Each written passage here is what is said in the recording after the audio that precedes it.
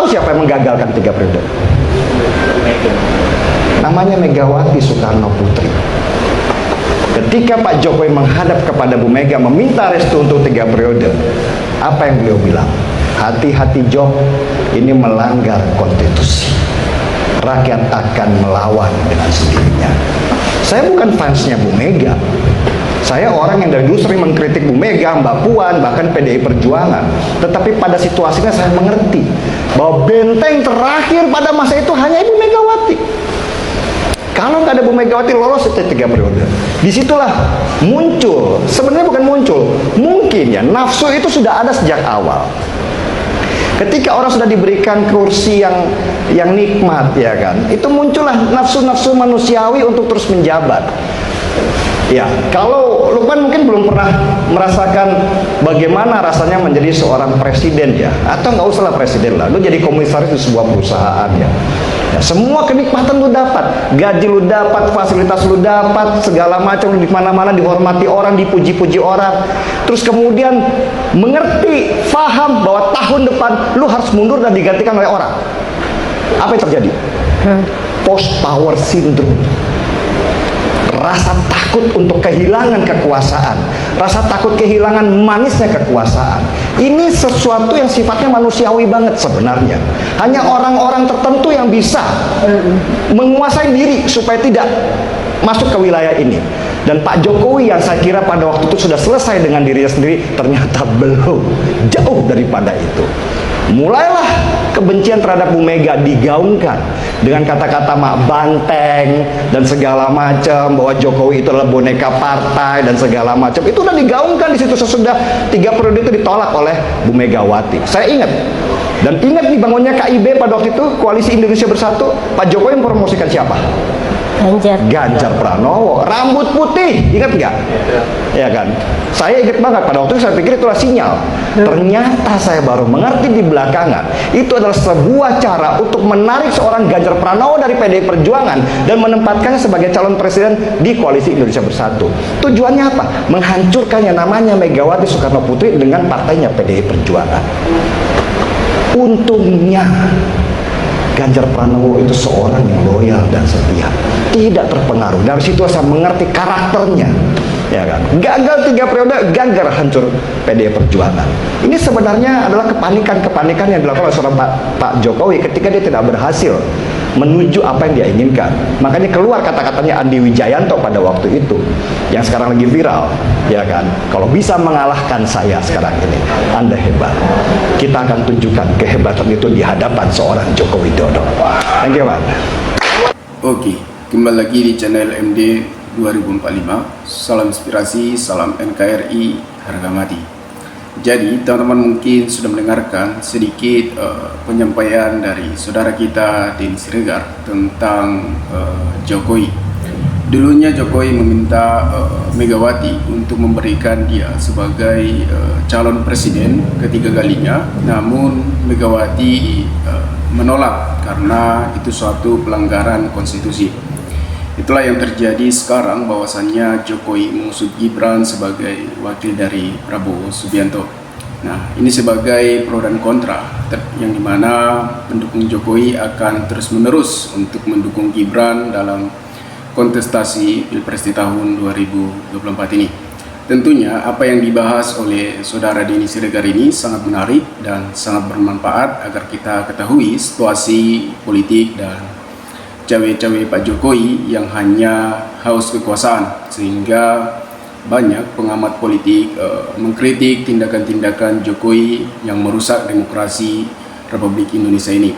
Kalau kita lihat, memang situasi politik saat ini adanya kecurangan, bahkan Gibran dari awal saja sudah bermasalah di konstitusi, dan Jokowi dalangnya semua, sehingga Gibran diberikan karpet merah yang meloloskan, yaitu Anwar Usman sebagai ketua MK.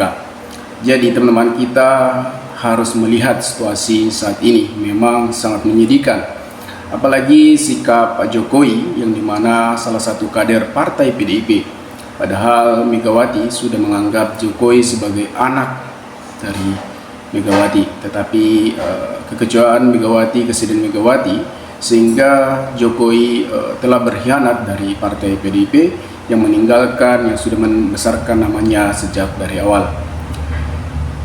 Yang kita tahu bahwasannya apa yang disampaikan di Siregar itu penolakan Megawati terhadap Jokowi yang meminta untuk sebagai calon presiden, itu tandanya bahwasannya Jokowi hanya haus kekuasaan yang telah menikmati kepemimpinannya 10 tahun. Kita juga mengakui bahwasannya Jokowi 10 tahun memang sangat terbukti dalam kepemimpinannya dan kinerjanya juga sangat terbukti. Tetapi dalam kontestasi ini memang sikap Jokowi susah diterima oleh masyarakat karena adanya kecurangan, dan Pak Jokowi juga mengarahkan para aparat untuk mendukung paslon nomor 2. Jadi ini membuat para pengamat politik dan para aparat instansi menolak kemenangan Prabowo Gibran. Ya, saya saja juga menolak karena seorang pemimpin tentunya tidak melanggar aturan-aturan yang sudah dibuat oleh presiden. Namun sejak awal memang Pak Jokowi tidak menyetujui Gibran sebagai cawapres dari Prabowo Subianto. Namun ada kalanya dalam 2 hari sejak Jokowi malah menyetujui Gibran sebagai wakil dari Prabowo Subianto.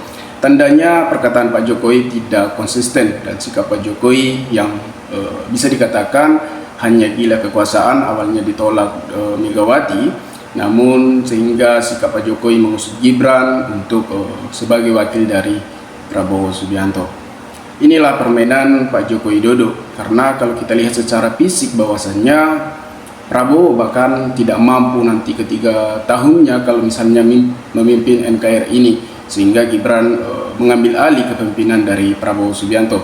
Tetapi sudahlah, kalau kita lihat memang secara unggul memang Prabowo Gibran lebih unggul dari 2 calon lainnya. Kalau kita lihat perhitungan cepat memang mereka lebih unggul sekitar 65%. Jadi banyak penolakan dan demo aksi juga kemenangan Prabowo Gibran karena adanya kecurangan dalam pemilu, sehingga server dari KPU yang menggunakan server Cina, sehingga banyak juga masyarakat menolak, mendemo segala situasi yang digunakan oleh Pak Joko Widodo.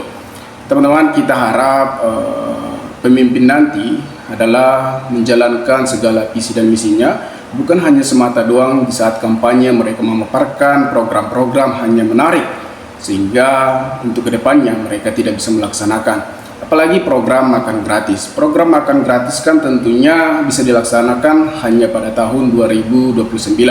Artinya pada saat kampanye mereka mengatakan bahwasanya program makan gratis dan susu gratis bisa dilaksanakan. Tetapi saat ini ada pernyataan bahwasannya program tersebut bisa dilaksanakan pada tahun 2029. Dan kalau kita lihat juga pemangkasan dari subsidi BBM untuk menutupi program makanan gratis ini sangat membutuhkan biaya. Artinya tingkat kemiskinan negara ini semakin bertambah. Apalagi subsidi BBM artinya itu sangat dibutuhkan masyarakat. Apakah teman-teman memilih makan gratis atau subsidi BBM?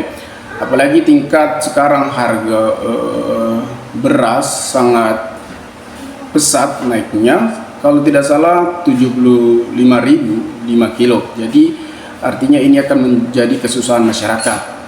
Jadi ini akan menjadi tuntutan dari masyarakat untuk penolakan program-program Prabowo Subianto. Jadi teman-teman, dimanapun Anda berada, maka berikanlah tanggapan teman-teman di kolom komentar agar kita bisa saling tukar pikiran satu antara lain. Salam inspirasi, salam NKRI, MD 2045 melaporkan.